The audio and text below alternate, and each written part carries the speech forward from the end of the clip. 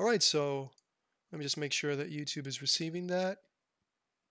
And it seems that it is going in, as they say. That is not lewd. That's just a fact. Okay. And all right, welcome everybody to the edition of the week 6th of December. So week 2 of December, I guess. We missed the first week because was feeling a little under the weather, but I'm back and I'm feeling good now. And we are here once again with the Dev Roundtable, and the Dev Roundtable is joined by our buddy Eric. Eric, introduce yourself.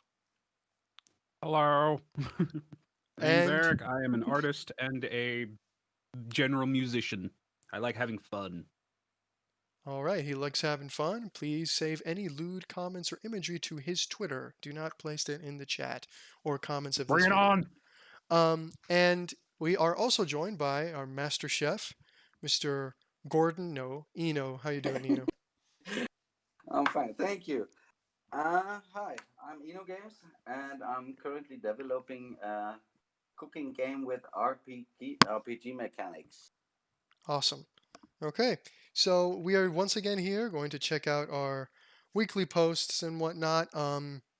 So I think I'm going to do it the way we always do it. We're going to do either yours or mine first, then followed by the other person's, and then we're going to look at a bunch of random entries.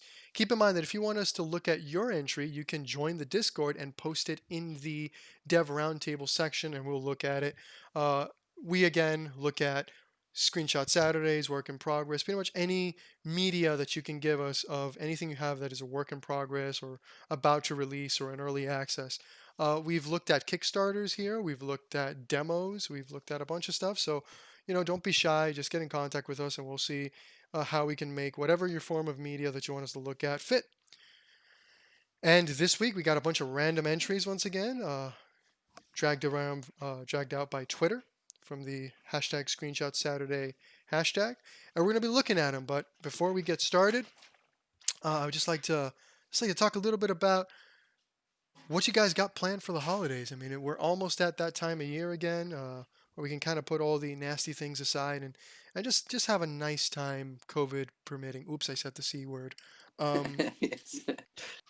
So what are you guys looking at doing in the following weeks? Are you setting up your Christmas trees? Are you starting to think about buying presents? How's it going for you guys?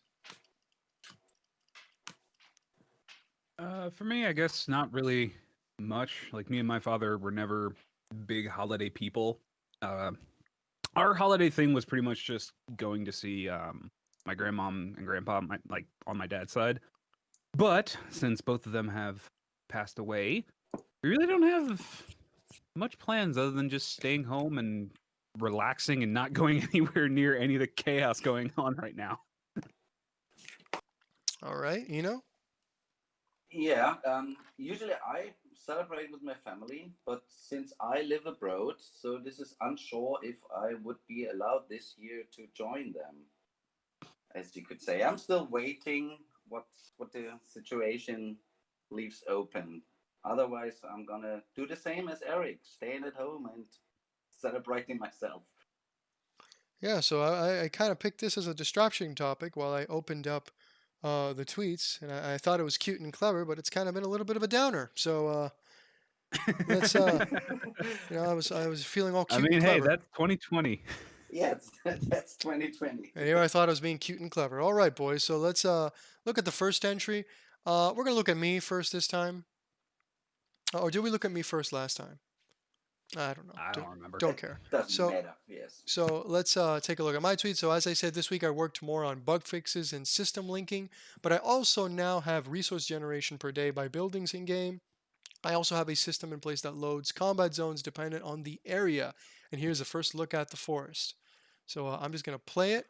And I still don't have any audio in the game, so you guys can feel free to talk whenever you would like.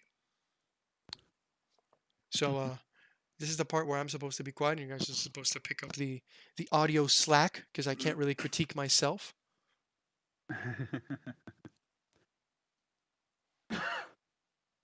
Nice You know, little. you can go first.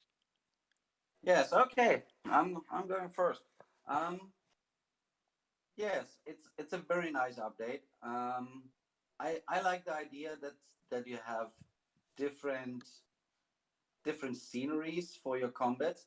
I already always assumed that you will have just one combat scenery, as the one that we have seen. But I like that idea that the forest looks different than the other ones, which is really nice. I think did you change the camera perspective on the combat itself? Because I think it's been closer before. But Uh, yeah, overall, I like the update quite a lot. I guess I'll Bit answer your more interest to question. it. I guess I'll answer your question now while Eric collects his thoughts. No, I didn't change the camera per se. It's that the forest zone is bigger, so it's a little bit Ah, more drawn back. mm-hmm, And I haven't worked yet on camera movement in the scene, like player controlled camera movement and stuff like that. So right now it's starting at the default uh, place where you can see the entirety of the screen, which as a result has the characters looking smaller, of course. But yeah, if you notice the previous grid I think was 7 by 7. This one's 9 by 9, so it's a little bigger, um, mm-hmm.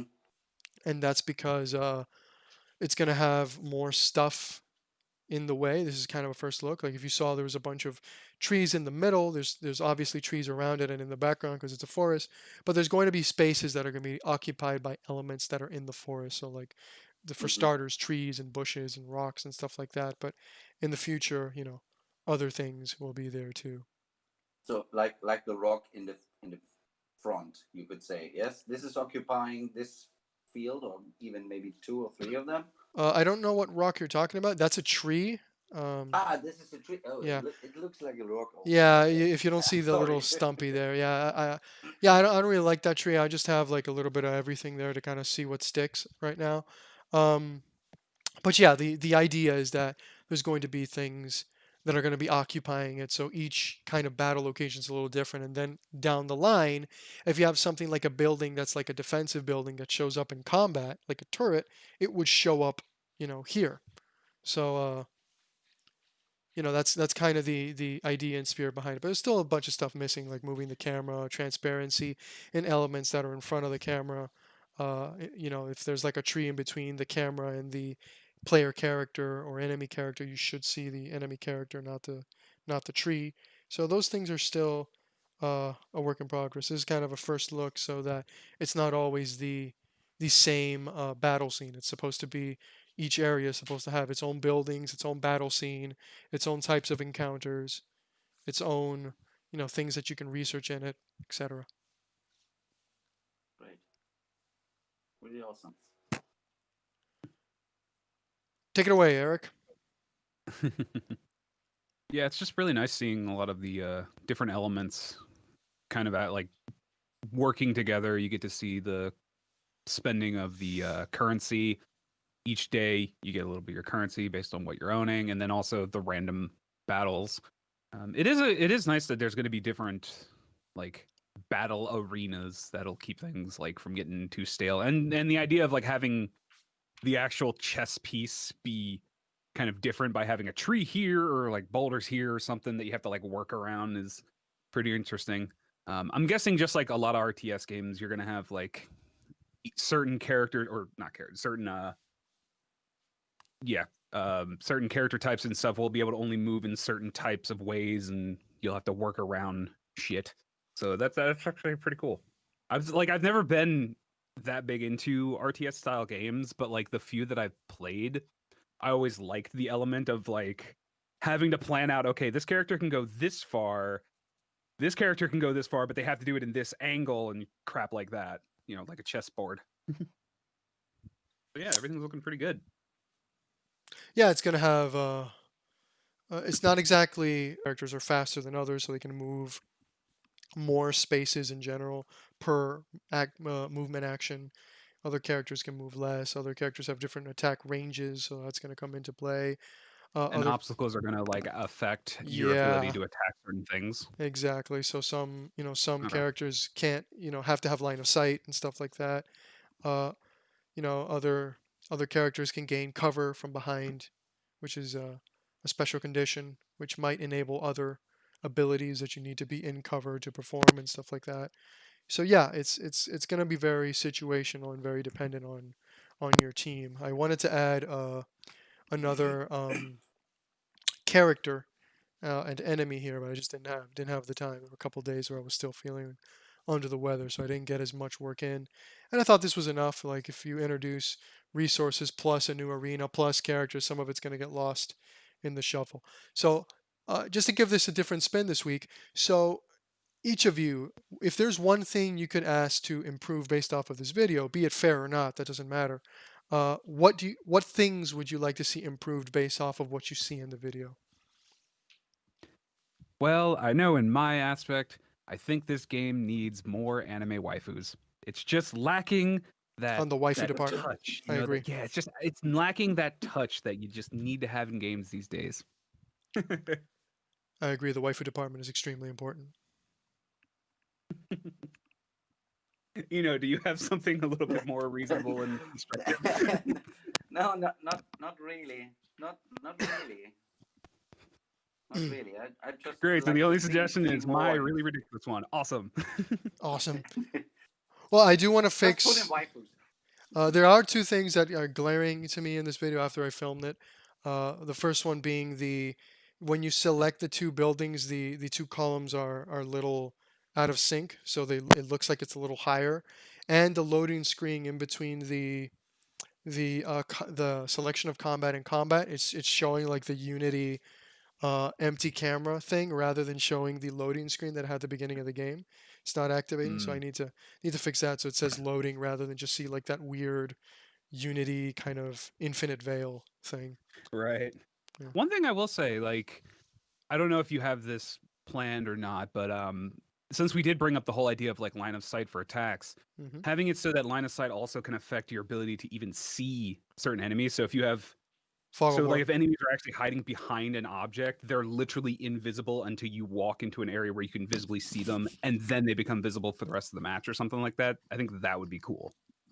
Yeah, in the original, in my GDD in my game dev document, one of the things that I kind of have a big question mark around is fog of war. The old concept of fog of war, you don't see what's not directly around you. I'm unsure if it's going to be in the game right now, since again, it's a turn-based game that has a lot of management aspects. Uh, it doesn't have like necessarily this super adventurous, super duper tactical kind of Fire Emblem style combat. Like in Fire Emblem, all you're doing is fighting, so you have Right. this expectation that there has to be a lot of mechanics in combat.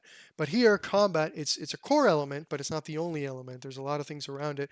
So I'm toying around on whether I want that level of complexity there, since on top of that, you have a lot of like customization on your characters. Like they learn different, they all have a default movement skill, for example, and you can change that, you can modify it, you can improve it, which is in the character barracks scene that we've showed in the past. So it's kind of a thing that I don't want feature creep to be a thing. So right now my kind of stance is get into a game that works, even if it isn't like super fun or super complete, and then just start modifying from there. So uh, all the, I guess, intrinsic, exoteric and like special little combat features, I'm still kind of on the wall. Right now, I just want the core of combat, which is the managing of command points, to be kind of the main concern of the character. Like the little dots on top that tell you what, they're your resource. Uh, the ones that you start out with are not the ones that you recover every turn. So let's say, for example, you start out with 2 per soldier in this case, so it's 4. If you look at the past videos, it's 6 sometimes because they have a special skill that on deploy they get an extra one each. Um, but you have 4 command points, and per turn they each generate 1 command point, so you can recover 1. So you can use as many command points as you want in any character. It's not like other games where this character can move 2 times and this character. No, you can use all your command points in a single character if you want. Let's say I use all my command points in one of my soldiers. The next turn, I'm going to start with 2 because they only generate 1 per turn. So I'm not going to have my 4, I'm going to have 2. So that's kind of something that I want kind of the whole gist of the game to be centered around.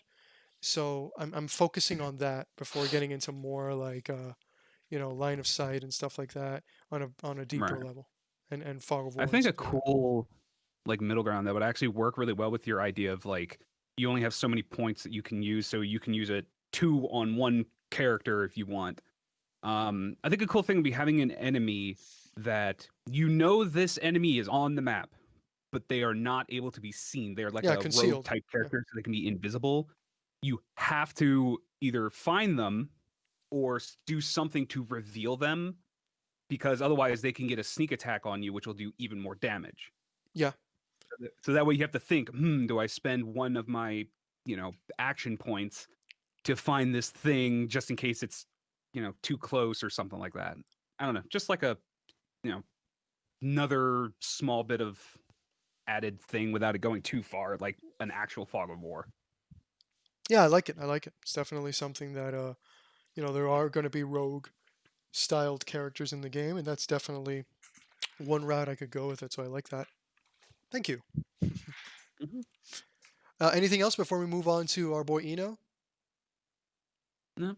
No, no. All right, so we're going to be moving on. And reminder that all of our Twitters and all of our social medias are in the description below. So if you want to check out Eric's streams, or you want to tweet at Inu who the true best kitchen waifu is, you can do that by checking out the description down below. So let's close this up and let's take a look at Eno. So Eno, thank you. This is a response, right, Eno? Is that the Yes, and I okay? just realized that this is the wrong one. Oh, I okay. just sent you the wrong link. Okay, it doesn't matter. Send me the correct one. Yes, But the right. give me just a And second. while we do that, Eric, why don't you tell them a little bit about what you do outside of the Dev Roundtable? Like, tell them a little bit about your streams and all that kind of stuff, and what kind of social media of yours they can check out. Well, I mean, you can find me on most of the social medias. On things like Twitter and Instagram, it's Eric Ronin. Um, I still don't remember why I came up with that name. And then on YouTube, it's just Eric Faries, so it's just my name. And I pretty much just do like art tutorials. I do music sometimes where I'm working on new songs. And yeah, I'm a commission artist, so if I happen to have a commission, I usually will stream or put up a video on YouTube of part of the process when I too when I'm too out of ideas to come up with anything better. I also will sometimes demo games. So like if you're an indie developer and you have a game that you want on seen on a video, I'm more than happy to try it out. Just know that I am very honest. So if you send me a crap game, you're gonna hear about it. So Oof. make sure you're confident in what you're about to send me. All right, boys, you heard him first. So let's check out Eno's tweet now. And I need to correct that in the description of the video. But let's read it. So we got this week I polished the browser a bit, and you can finally earn coins when you serve the food. I've also integrated an info bar at the top to give an overview of your coins and progress. Let me know what you think about it. So this is the one you presented last week, right? Yes, Okay. yes. Do you want to show this week's too, or do you just want to show this one? No, because this week's is just a throwback because I had a lot of bug fixing and stuff this week, so there's not really an update on the game or not a visual update. So I just made a throwback. Okay, okay, no problem. Let's play it.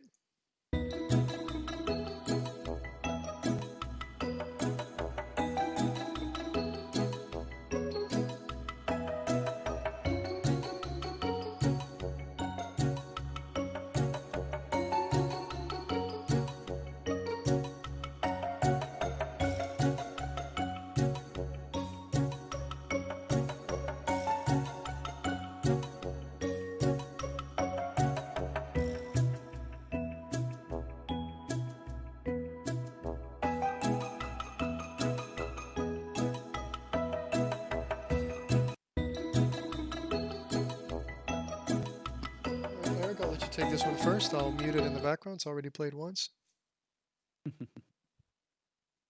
Yeah, I mean, it always feels rough when you get to these kind of areas of updates because it's more about the piecing together of things, getting things polished, and also putting small elements. But it's weird how like just small little elements like that do add way more than you expect.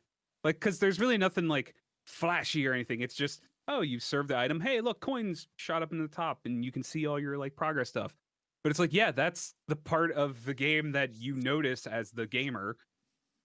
So it's like, and it seems to be working really nicely. I love the little coin effect. It's like so simple, and it reminds me of like when you're playing solitaire and you win, and it does like the cards flowing everywhere. Yeah. It's so simple, but it's so satisfying to watch. I don't know why. Yeah, I like the way everything seems to be connecting really nicely and smoothly. Like nothing feels out of place, at least visually. So yeah, well done. Okay, so yeah, I really enjoy. It's kind of like how Eric said. It's the little things. It's the devil's in the details. The website section of this is getting much better. Like I can really see it. Kind of come from that original draft version to kind of a point that it's really starting to come together. Uh, we talked about the coins, I think, about the earning of money and stuff like that 2 weeks ago, and it's really nice to see it in such a visual way now in game, which is pretty cool. So overall, I also I don't know if this was always there, but on the top left where it says the name and version of the game when you're in the kitchen, this is the first time I've noticed it. It's probably been there for a while, um, but I just think that gives it such a nice little touch. I also don't know if the loading little circle used to happen in the website. I don't know if that's a new detail or an old one, and I'm comparing specifically to our last roundtable because the problem is I've seen this tweet when it first came out, so I'm a little unsure as to if this was there in the last roundtable or if I'm just Berensteining myself simply because I saw this tweet when it came out 2 weeks ago. So anyway, details look real nice. Again, the little number in the cart, we talked about that in the previous edition. Really nice. Um, yeah. So I'll let me do the same thing that I did with me. Criticism for this. What things do you used to think could be better? If they can be pertaining to the new changes, that would be best. Eric, you have anything, or do you want me to take it first? Um, I really don't have much, honestly. Like, if anything at all. Okay, so I guess I'll put out mine. So there's the obvious ones. Like there's still certain elements of the website, particularly in like the overall menu screen outside of the items, that still needs a little love, but that's a little unfair because it's clearly still in development. It's just it really jumps at you when you look at how cool the icons are, and then you go to like the outside part, and it's still very simple, just blocks. But I think more interesting than that, how do you feel about the coins? It almost feels to me that I love the coin animation, but I don't know if it's too long or if it should come from the button. That's there's something there that is a little jarring to me, and I don't know. I can't really put my finger on it. I'm inclined to think that maybe the animation's a little too long, and maybe it should be like half the length that it currently is. Um, and I don't know if it coming necessarily from the button. I don't know if maybe it's that, but something is kind of jarring to me, and I can't really put my finger on it. What do you think, Eric? um, Like, am I I don't crazy, know or is there really. like is I the don't know. animation a little too Like, long? Like, it might be a little long just like to keep a good pace while you're playing. Um, like I would say maybe like shorten it a little bit, or at the very least allow it to be more dependent on like the amount that you're getting for serving. Because I do think it like sometimes if you're getting a good amount of money for that serving, sometimes having that be a little longer it's cathartic, yeah. portrays to the player that like, ooh, I just got a real good payday. Um, so I don't know. It depends. I would say play with your timings a little bit until you find like that good sweet spot that just you click it and it feels good and you don't feel like you're waiting too long to go to the next thing. What about Um, it coming from the button to the coin section? What about that? Because I think I that's don't know if I'm, and I'll give you a more, because I know I'm asking you a kind of generic difficult question and putting you on the spot. So let me give you a more concrete example. I remember in the Mario Party games and in other games of that style, uh, that when you would get a shit ton of coins, the animation was proportional to the amount of coins you were getting. And that was it felt cathartic and it was normal. And that's like a trope in game development. It's like, okay, if you got 2 coins, it's cling and okay, whatever. But if you get a shit ton, you want to take that moment. Like if the example that comes to mind in particular is in the original Mario Party, whenever you'd get Boo to steal coins from somebody, if they stole like a shit ton of coins, or there was a chance game in particular that made you like trade coins with somebody else, you would see like literally all the coins go to the other person, and the animation was proportional, but it did have like a cutoff limit. Um, and the second thing is, I like the coins kind of being something that is visually moving. I just don't know if it coming from the button, because if you like look at the if you stay looking at the button when the coins come out, it looks a little weird because it's like this, this UI element is becoming a real world element that's then becoming a UI element, and something, at least for me, feels a little off. So I don't know Well, I what think. exactly it is. I might be just 100% wrong. So let's just keep that Well, in no, I mind. mean everything that comes in like visual stuff is definitely more of a subjective thing. I do think that it probably would be not a bad idea to have the money coming directly from the item that you're serving, like have it come from the pan itself or the pot itself. Like that would actually be kind of cool because then it feels to the player a more direct, Yeah, like a thing that like directly in your mind says, "Ooh, I made this money because of this thing," and so the money shoots out from that. I don't know. That might be a fun thing to A/B, like do a version of each and just see what feels right. Maybe get a couple opinions of like a couple people and just see what people gravitate to the most. yeah, I'm just really reaching because I had the great idea to start with this critique thing, and then realized that that was going to come back to me, and now it's like, okay, I can't just talk about the groceries button being a block because he hasn't worked on that yet, so I had to come up with something. So I might just be 100% wrong. Keep that in mind, No, but no, yeah, no, no. No, sometimes Just little tweaks like that can make a big difference. yeah, of course, of course. Um, just to clarify a little bit. So, the, technically, this is just a particle system hmm which is coming, and the reason why it's coming from the button is they are at the same canvas, so it's uh, easier. And my canvas is technically not inside of the room. I tried it to let it come from the pot, but then they are disappearing and not really going onto the UI element of the coin. So this is the reason I chose the button in the first place. Right. And So you would need to almost have an invisible object that hovers over those four spots yeah, and then something have the yes, coin something like and this. Maybe I can yeah. make can't you make it something come like a from the workaround. question? Is the progress bar a world space canvas that's on top of each item, or is it a This is a let me think, a sprite renderer, a world object. Oh, so you're not This using is a a. world Okay, so you don't object. have a canvas on top of each of. Okay. No, I don't have a canvas on top of the pots. But the idea from Eric is very smart. Of course, I could make an empty UI element which is exactly on top of the pot, and then make the particle system coming from there, so it looks like it would come from the pot. Consider a And canvas in world space would be what I would say, because usually like health bars and stuff like that are done with a canvas and world space on top of the uh, uh, character, something that people look at. mm-hmm, yes, yeah, All good okay. ideas to play with. And about the duration, since this is a particle system, so it's always the same amount of time. I can shorten it down, so the more amount of coins doesn't make it longer. To answer you this question which came up before, So it is it proportional or no? um kind of. So before I start the particle system, I put in a number of how many coins to emit, roughly the number which the amount of coins you're getting, but the duration of the particle system is fixed. Okay. So right now I have it fixed to 1.5 seconds, but I can just make it shorter.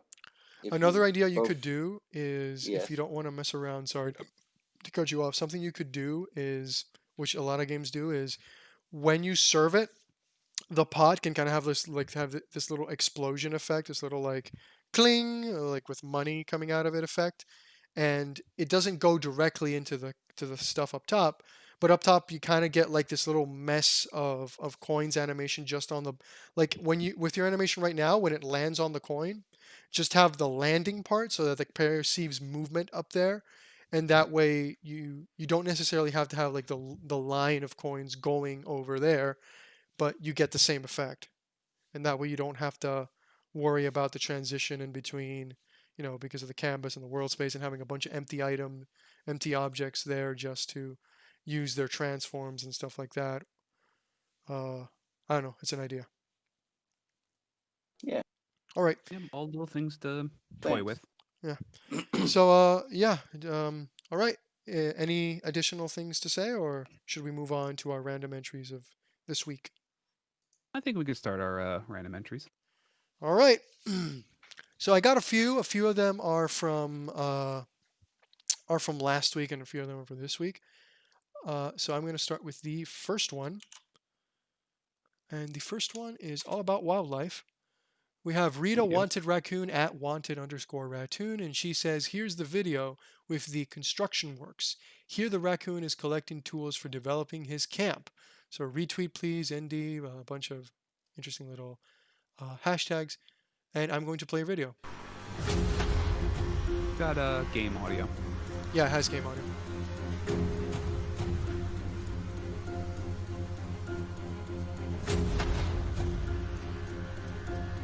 It's a cute little raccoon. Little trash panda.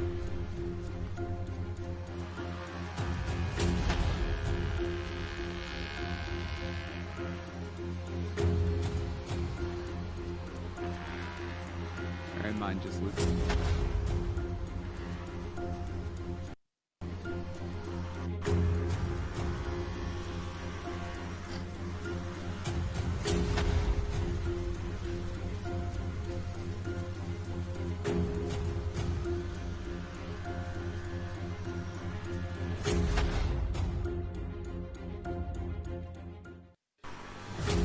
All right, so I'm going to leave it playing in a loop. Eno, let's have you go first this time. Yeah, I really love the visuals. It's beautiful. I wonder what this game is really about. So this video is doing its purpose to get interest, at least. I think it's gonna be exploration since you got a compass at the top. So yeah, I love just the visuals and how these little bags are on top of the raccoon. It's just adorable.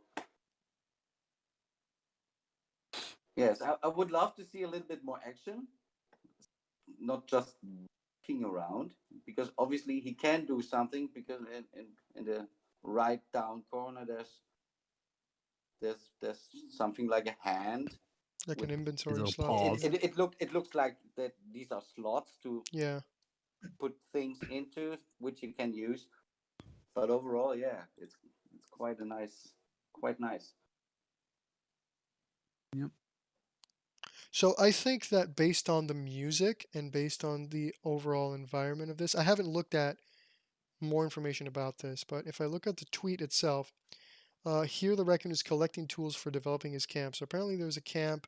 The name is Wanted Raccoon, and the music suggests that, at least to me, it tells me that it has some kind of stealth element, which would make sense. Yeah, because you can also see a NPC in the back on. That's what I was gonna say. I was about to put it right here where I have it paused. There's an NPC in the background with an empty white circle, which that's clearly like an alert system. This little construction worker over here. So it's clearly like, and she has the top right, the Grand Theft Auto star system there. Or at least that's what I think it is. Maybe it's something else. So there must be some kind of stealth element to this. Like apparently he's building a camp to do stuff. I don't really know, what it could be, but based on the music and based on what Eric pointed out, there's probably some kind of stealth element to it. It doesn't invalidate the criticism by Eno though, because again, Assassin's Creed is technically a stealth game, and he does a lot of flippy shit. So you can see a lot of action in those trailers. I do have to say it's it's probably the weirdest video I've seen probably in the last month at least, because like the whole like if I look at this, if I explain it, it sounds absolutely ridiculous, and not in a bad way. It sounds ridiculous in a good way. I mean, we have this furry son of a bitch, one of the most hated creatures ever from anybody who has a backyard or you know, trash compartment. You have a little raccoon who's got two little pouches for stuff, unknown stuff, who is stealthily walking around in a construction area, avoiding capture or detection so he can build a camp. Like just saying that sounds absolutely ridiculous in such a cool way. And I usually like I'm more of I'm not really into personally. I'm not the target audience for games that tend to, like, for example, Untitled Goose Game. Like that's not my kind of game. Uh those I guess more memey, almost comedy styled games. This one has a degree of seriousness to it that makes it even more ridiculous, and actually it goes so far into ridiculous that it comes back into endearing. So and it didn't need like any cartoony or anime graphics to do it. So, congratulations to her and her team for accomplishing that. And it's coming out on Steam. So once again, uh, so Eric, Yeah. what do you have anything else to add? Like, The like actual like I don't know who modeled a lot of this stuff, but the actual visuals are yeah, really great. The panda looks fucking adorable. Especially like that little end thing where you just see the panda or panda. See, I want to call it a trash panda. yeah. I was about But to say you like just you're taking the trash panda meme yeah. into the next level now. Because I mean that's what they are. But like I love raccoons. Like I know that like they're very mischievous, and that's kind of what this game is And he's so wonderfully kind of giving chubby. that vibe. They're going with the idea of like how Look at him. raccoons He's a really like fatty. to Look try at him. to Look at him. He's yeah, they just like to walking just around. go in places. They like to steal things. They kind of like walk around, and it helps that they have opposable thumbs, so they can literally just Yeah. grab stuff. But It's like like, I just camo on his back. Like it's just yeah, it's outrageous, and I love it. It's just adorable as hell. Like I could see me playing something like this just to like kill some time and have just a nice relaxing time playing a game. I would like to see some of the like actual camp development Mhm. elements just to see how that goes, like what exactly you're doing, like but yeah, no, like what can I say? The animation on the walking looks really, really Yeah, solid, very yeah. clean looking. The actual graphics of like the fur and everything look really good. The freaking raccoon's face looks like a fucking raccoon. Like it's really well done. You probably The know little a better badger term adorable. for this, which is why I'm cutting in to ask you. But it doesn't look gamey. It doesn't look like, I don't know if you know what I mean. Like usually with these games that have like realistic graphics, maybe something in their walk cycle, something in like their expressions or whatever looks kind of gamey. It kind of takes you out of it. It looks, oh, that's a, because which is kind of one of the dangers of these realistic graphics, that, oh, if you do something that's a little weird, it takes you out of it, and they don't. They do a really good job. But is there a name for that? Like when I say gamey graphics, like I when mean, what it comes down to is the balance of that like uncanny valley area.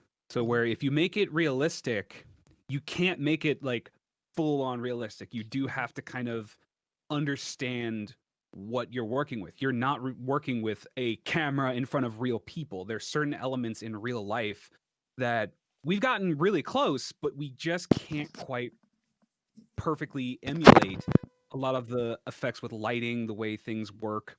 Movies can get away with it, but the best thing to do is to not try to go too far real and add just a little bit of, I guess, a little bit of that like kind of cartoony polish, but just enough to break your eye away from the fact that it's not real.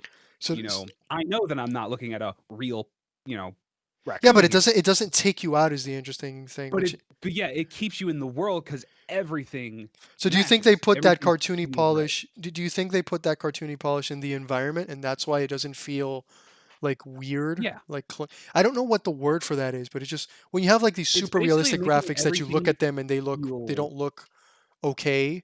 While here you don't get that problem. So it's really it's just yeah, interesting to me. it's I guess the best word is using the like a term like dissonance, where one element looks off compared to what it's next to. They don't look like they're in the same plane of existence. They just look weird. That'd be like when you can play with that too, like Space Jam. You have these cartoon characters next to real live humans. You have a dissonance, but you're doing that on purpose. You're playing with that. In this sense, they don't want that. They want it to look like everything belongs here, and so you put that little bit of touch on everything. Is you know, it here and is there, it put on the depending on how you raccoon? do it. Yeah, even the like raccoon. If you were to put a real raccoon like next to this thing, there's a lot of color elements and a lot of lighting elements that are Like the done differently perfection of for the fur, goon. probably. Yeah, the way they're being very smart at keeping the camera just far enough away and low to the ground to really put you that good perspective of not being put off or put out of the environment you're in. You feel like you're just following this panda, this little trash panda around. Yeah, it's a balancing act that you got to play, and it helps when you have everything matching. That's kind of the thing that allows your brain to just kind of shut off for a moment and not care that it's not real or it's too cartoony. It's everything fits. Cool. All right, thank you for that little free masterclass that we just got there. Is there anything you'd like to add, or should we move on? No, I'm fine. All right, boys, and I think we're going to move on now. So again, that was Rita, Wanted Panda at Wanted. Now you got me saying it. Wanted Raccoon, not Panda. Wanted Raccoon. You got me saying it now. So next we're going to take a look at what George at Animator GT has brought for us. Character attack animation, roast pork. So it's a simple GIF. Roast pork. So it's just a simple animation of this like pork sword wielding dude. I'd say enemy because I guess when you see black armor, you kind of think enemy because the whole Black Knight, I guess, stereotype in gaming.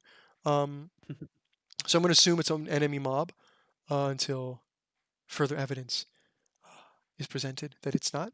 So quick, let's go into it quick. Eric, let's start with you. So what do you think of our roast porku? The animation is really well done. It's like weird because they're obviously not going for like the smoothest frame rate. They're allowing it to be a little janky, which is good. Like it actually fits really well with the cartoony style they're going with. The fire effect looks really, really nice. Like I like the way it kind of envelops them, but leaves little gaps here and there in the seams so you can like still see through. So it really keeps you this idea of it swirling the pig. So yeah, I would guess that that's some type of AoE effect for the enemy, like they can do like the attack or something. I don't know. It's just really well done. That is very well done. I'd just like to think that honestly, he arrived at Christmas, noticed there was no, smoked ham, and said, you know what, fuck it, taking one for the team. Take it for the team. It's like I shall be the sacrifice. So yeah, I mean, I was gonna ask a little bit about the sphere, but you pretty much explained why it looks like a sphere and why it does look like it's enveloping him rather than just a circle. And I think the key is what you said, the spaces in between the fire that you can still see him. What are your thoughts? Yeah, it's really beautiful. Like Eric said, the fire looks just amazing. I cannot imagine how much work this is to make all these sprites to make this animation. But yeah, there's nothing really more to add. It just looks beautiful. It's great work. So this seems to be Tales of Fate. It's apparently going to be a platformer, and you can follow our boy George at Animator GT with the G in uppercase to find out more. So, and there's also clearly a Tales of Fate account, which is being suggested in the relevant people tab right next to it. So there you go, boys. So I'm going to move on. Is that okay? Yep. All right. So let's check this out. So now we have Wild Arts Inc. at Wild Arts Devs, a short history lesson with Professor Barry. So let's play that. It has audio.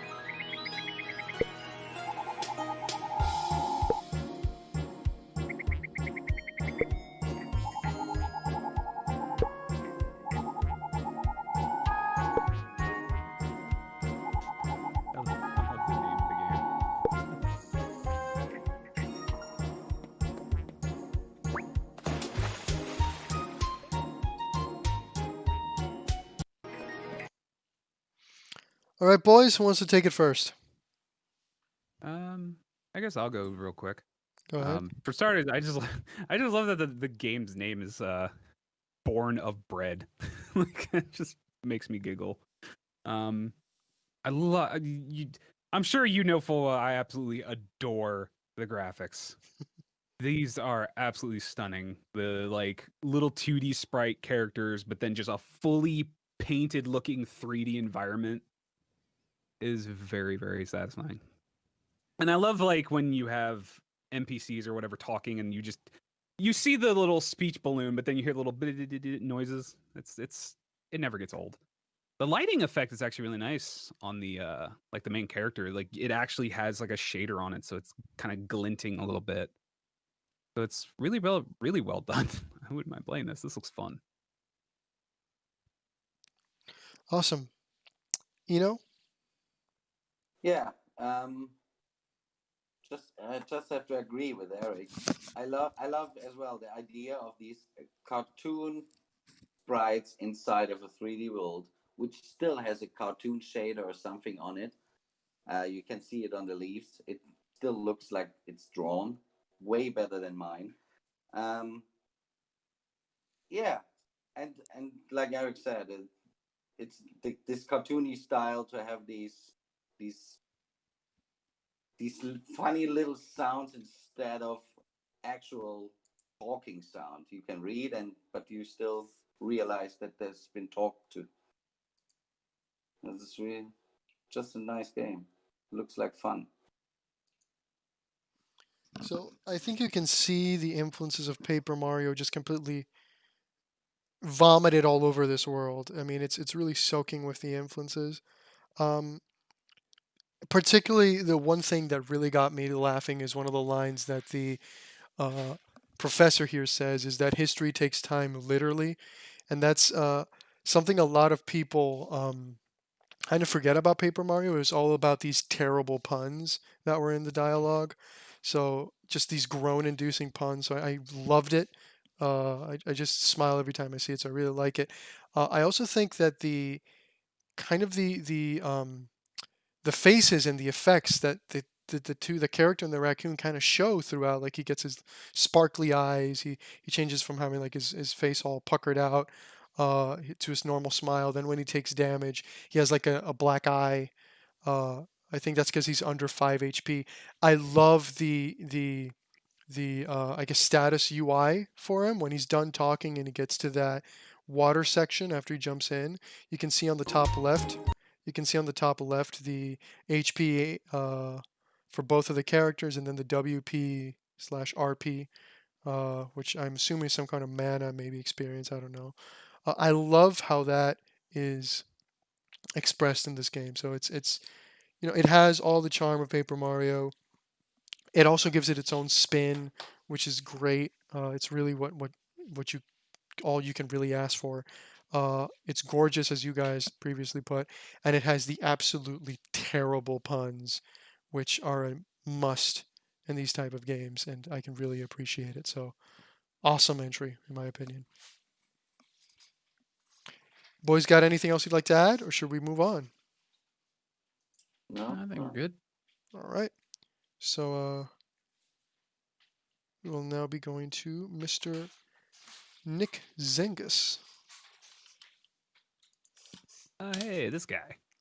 Mm-hmm. So we got Nick Zengus. You guys immediately know who he is. He's familiar. He's been on this show previously. So he says the water shader turned out quite slimy, but given the place, I'd say it fits very well.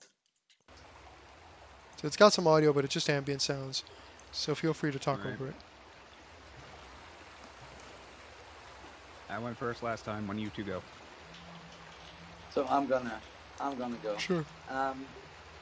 Yeah, as opposed to saying it gives you a slimy, I don't really get the slimy. Maybe it's a slimy color, but when I think of slimy, I think of consistency, and it's flowing like a water. And of course, in a sewer, the water is not clean, so this fits very well. I still love this shader, like I said the last time when we had a post from him. This shader is just adorable and gorgeous. It's breathtaking. and the water No, fits you're really well breathtaking. into the. I had to do the meme. Mhm. Yes, yeah, just beautiful update, and it fits well with the rest of the environment. So yeah, it's pretty much what said here. I love the shader. I love the use of lighting. I love like the how the light comes out from that little square up top. I think the color is perfectly appropriate. Maybe have like some debris or some little whatever pieces of gunk and whatever floating maybe to make it look a little less Hmm. clean. But overall, it's fantastic, really. The movement is also awesome. I don't know if that's how you move in the game or if that's just for demo's sake. Uh, but yeah, I mean, this game's going to be a hit. There really is no doubt in my mind that this game is going to have quite some success. Yep. Got anything to add there, Eric? Because it's Not much else. The shader still looks amazing as it did last time. The water effect looks really good, especially on the lighting. The animation for the water, like actually falling and kind of building up there in the bottom, little splashing effect, that looks really good. It's very simple since it's like only one color, but it just works perfectly for this styling. Um, yeah, I absolutely love this. No criticisms. surprise there. Criticisms. I already gave mine. Maybe some gunk and some junk in the water if this is Yeah, really really, a that's about sewer. it. Just add a little bit of those like tiny details in the water itself to make it look more like you're in a sewer. Maybe have like a rat or some cobwebs or something. Um, Other than that, like I would say maybe add a little bit more detail to the walls. Like every here and there have like a big chunky crack missing or something like make it look a little bit more beat. But yeah, that's about it. Just small details. I would like to add because this actually just came into my mind now that I'm looking at his next tweet. That's right after this. This might not actually be a game. This might just be him made a shader that he's trying to sell and promote. Uh, Yeah. so if that's the case, I have much less criticism because I'm not a shader guy. I don't really know what to what to add there. Um, Hey, if this is just a shader that he's selling, sign me up. I'm not yeah, even sign me. making games, but give it to Yeah, me. sign me up. Yeah. Uh, I think I'll be clicking on his profile later to find out if he is selling that. Hopefully, it's on the Unity Asset Store. So, do you have any criticism, additional to what we mentioned, or would you like to move on? No, no, no. Thanks. All right. So let's go to at Clockwork Giant. Clockwork Giant. Oh, and the person we previously checked out was Nick Zangus at Nick Zangus. So you can check him out. I don't know if I said that, but now we're looking at Clockwork Giant at Clockwork Giant, and he has a leaf sheep friend for your timeline today. So it's Just an adorable little it's just little a 3 second leafy clip, thing. so we can talk a little bit about it. So Yep. this I put this here mostly because it reminded me of when you explained when we looked at that Paper Mario styled game uh, 2 weeks ago, and there was this blob, and you talked a lot about how simple you can learn a lot from the movement and stuff of simple shapes, and how if you're like an animator, it'd be cool to kind of get like the pillow thing that you explained, and just imagine how that would move or whatever. This really reminded me of that. Maybe it has nothing to do with it, but um, it to me it's really interesting because I look at this and I think, oh, it's a slug when I first see it, and now then it does all this little spinny thing, and it's internally consistent if that makes sense. So Mm. maybe you can, translate from my caveman understanding of this into a little bit more advanced wording. But that's kind of what I got from this when I looked at it. Everything, it makes sense. These 3 seconds, there's nothing that jumps out at me, and it just looks like, yeah, this is what this creature would normally do. The only question I would ask is if this is a creature that's flying, because maybe this is just like a rolling animation, but I think he's flying or gliding or on water. Uh, does it make sense for his like bottom side to be so flat? Um, I'm not sure. Cause yeah, like the bottom being that flat works out definitely a lot better for things Like, that are actually gonna be on the ground. yeah, So that animation does make you like wonder the context, and obviously we're not getting yeah, context. Like yeah, he's just showing off a nice little animation for for fun and just to show off a cute creature. Like, clearly that's their goal here, is just like, hey, probably don't have a lot to show, but here's something cute that I've been working on that you guys can enjoy. But yeah, like it would honestly take a little bit of context for me to really comment on that. Especially because you don't know, that might just be a thing where it actually jumped in the air or something. Um, but everything looks very consistent with its visuals, so definitely very good on that. Awesome. You know? I like the animation because every of these spikes is moving differently. I can't just imagine how much work this is. I animated my characters, so these are a lot of bones to move because he's spreading them apart and stuff like this. And when he's making the roll, yeah. But apart from that, yeah, you guys are absolutely right. This it it it lacks of context. If this is if this is a flying creature, a swimming creature, if it would be a creature which is on a floor, this movement doesn't make really sense because yeah. So obviously it's something in the air or underwater. But yeah, the animation is just crazy to make. Yeah, it is. It's again, this is really impressive. So again, at Clockwork Giant. So should we move on? Sure. All right. So last but not least, we got Nanokin Studio Angie. So Studio Angie says exploring the crypts of Decropolis is a dangerous business. Whatever you do, don't get lost. That'd be a grave mistake. If that's a pun, I'm gonna punch him. Wonderful. This one's got audio.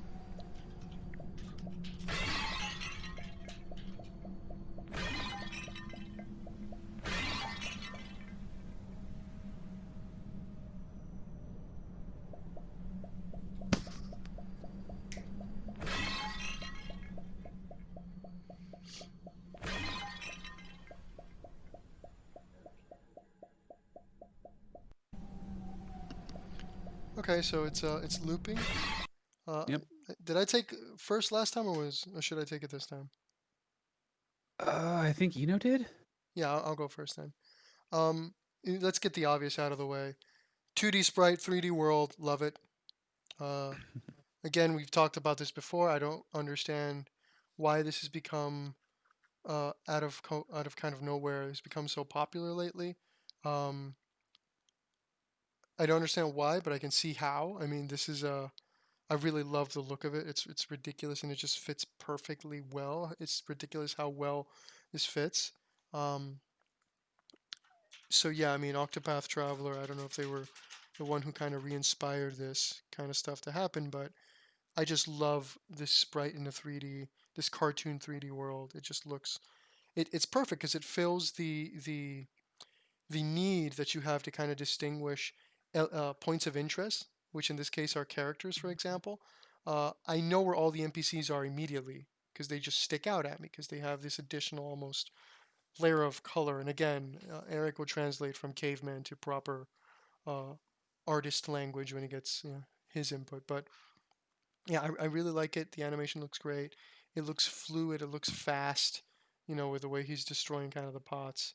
Uh, Makes me want to see more. I'd like to see what those little cash uh, triangle things are. Um, and I'd like to see some combat. That's basically what I would like to see. If there's any criticism to make, in my opinion, it would be that. I'd like to see more than just, breaking some pots. But again, that's more of a testament of the fact that I want to see more because it looks really interesting. Um, I will say it's a little weird if this is supposed to be like a tome, that there's so many people standing around. Maybe that's like some, again, no context. So, uh, you know, maybe there's more info there. But it's the happiest, most beautiful tome I've ever seen. If that's what this dungeon is supposed to be. Um, but yeah, I like the candles and the little details. Really, really looks nice. Eric, or either one, take it away. You know. Um, we, yeah, it, yeah. How to put this now? Got put on the spot there by Eric. um, to me, these sprites doesn't fit really that mm, that good. But maybe that's the point. That I'm not the biggest pixel art fan. This looks a little bit off for me. Compared to the rest of the environment. What specifically, the I don't know motion why. or just the You element got itself? what you're right that the characters or the NPCs stick out. This is what is, but still, I've been looking at this character, at your character, and yeah, it looks a little bit off because the environment is so clean. Yeah, yeah. It's hard So, for me to describe. I'm not an artist, same like you. I so can just say is it's a it the cave. It motion? looks Is kind it the of motion in wrong. particular that maybe makes it look a little jarring, or is it just the character itself? Like, uh, do the NPCs look out of place, or do you look out of place, or do both? I think maybe it's just the fact that it is pixel. I think maybe if it would be cartoony drawn, I might not have that much of a problem. I would say, but it's not really a problem. But it looks a little bit off to me. It's not really blending in with the environment. It could, in my eyes, it could blend more in a little bit. A Okay. little bit. Eric, what are your thoughts? Yeah, I mean, I can definitely see how like some, especially like with the characters, because of their much more brighter color range, is definitely different than the palette that's being used for the environment. So it sticks out a little bit. But who knows? That might be a stylistic choice that they wanted. But I would say that they could do something with either slightly muting the colors on the characters, not by a lot, because I do like them sticking out, but maybe mute the colors just a hair, maybe desaturate them a little bit so that they're not quite as just in your face. But again, I would leave that up to stylistic choice as well. I do love the lighting because they've definitely taken the time to go for a style lighting that like you don't see as much as you should. Because if you're in a tomb, the one thing with lighting, especially back in those days when there's no electronic lights, everything was candlelit. Well, candles don't put off that much light. So they did a really good job at showing that by having the need for like hundreds of fucking candles all gathered together in spots. And those are the main sources of light. And you can see all little nooks and crannies of the shadows building. There So I do also are love some big the windows that lighting have effect. like rays of light coming in. And then yeah, the windows beam in like actual sunlight and stuff like that. It's really well done. The breaking of the pottery is actually pretty like the sound is pretty satisfying. It's nice and brittle. So definitely well done. I don't have too much problem with some of the standout, but an easy way to fix that would just be to kind of change the colors of the characters to be a little less saturated. That kind of would pull them into the world a little bit more, but yeah, that could just be a stylistic thing. Who knows? All right, boys and girls. So, yeah, I was going to go into the criticism section, but we kind of went over it. To me, the only thing that looks kind of jarring is the movement, particularly when they move diagonally. But I mean, I like it overall. But I'm not an artist, so you know, I just really like it. Particularly the little like snow particles. They're not. I don't think it's actual snow, but those little white particles, like very mystical to Yeah, me. it's like you have dust and such in the air, Mm. which you would that It that might would be it happen. might be snow. It might be cold because she's wearing like a little jacket. Parka. Yeah. But then again, like the NPCs are showing a lot of skin, so I'm not sure. Yeah. Well, maybe they're all dead. Maybe they're residents of it. See, I gotta take it to Could that. be. Gotta take it to that evil kind of place. So, boys, that was the last of the entries, random entries of this week. You know what time it is? We're going to be picking this week's highlight, and as usual, I go last because I have to be the tiebreaker in case you guys aren't going for the same one. But just as a reminder to everybody of what the random entries are this week, I'm going to put them all on screen. And again, this was Studio Angie at Studio Angie. So Nanokin Studio Angie. So we had Rita Wanted Raccoon at Wanted Raccoon. That was the first one we saw today. The second one that we looked at today was George at Animator GT with our roasted pork friend. The third one we looked at today was our history Paper Mario Boy, Wild Arts Inc. The next one we looked at was Mr. Nick Zangus, which I'll be showing on screen right now, and which was our dungeon shader guy. We looked at Clockwork Giant, which was our little animated flying slug banana quill thing, and again, Studio Angie was the one we just currently looked at. So I'll give you guys a moment to kind of think about which of these you want to be the winner. And meanwhile, I'll remind everybody that if you want us to check out your stuff, or you want to join the roundtable and you kind of want to participate in this little 1 hour of nice little fun and criticism that we offer, constructive, of course. You can join us too. Just remember to join us in the Discord. The invite link is in the description down below. You can join the Discord and you can participate, or you can just put your tweets and we'll look at them, or your media or website or whatever. And there's no limit. So if we've checked you out before, don't worry. We'll check you out again if you ask us to. And you can obviously follow each of us on Twitter. If you can tweet me at Dreaming Dice. You can also tweet me your entries if you don't like Discord or don't want to use it for whatever reason. And you can also follow Eric and Eno, who's all their social media, including Eno's Discord for information about his game and stuff, and Eric's streams. They're all in the description down below. And I think I've shilled quite well. I think I've included it into the program in a very nice way, so I'd like to applaud myself for the shilling. But that is enough time. It's time for decisions. Eric, Eno, which one of you wants to go first to choosing this week's highlight? I guess we're gonna choose maybe the same. So my choice is Wild Arts Inc. All of them were great, but this stood out the most to me. So this is gonna be my highlight of the week. Awesome. Eric?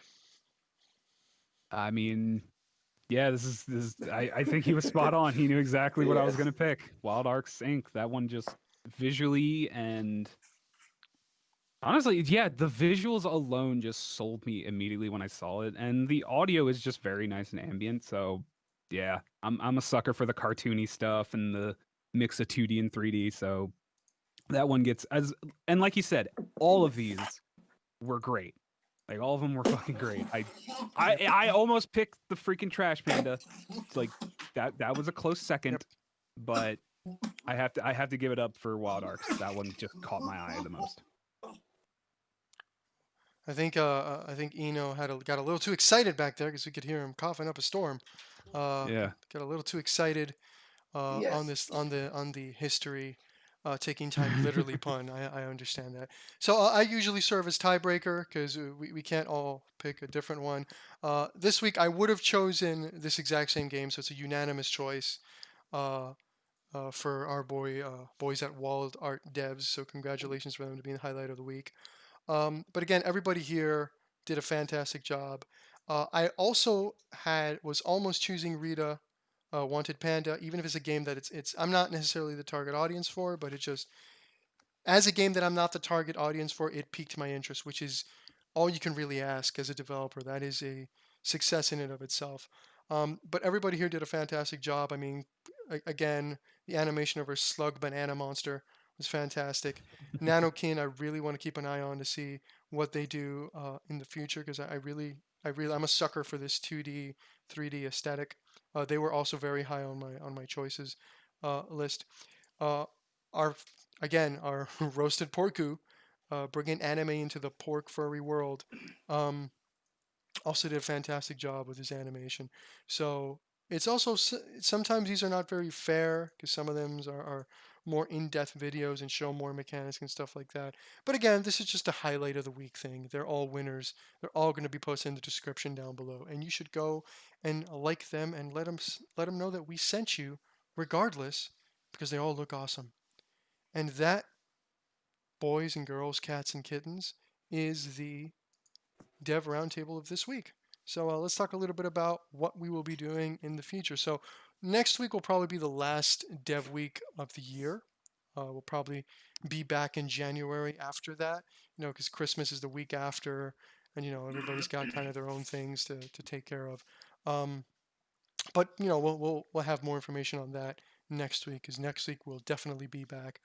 Uh, so what will you be working on next week? This week, your tweet was technically a recap because you're working on more behind the scenes, quote unquote, coding stuff that don't necessarily showcase. I certainly know that feel.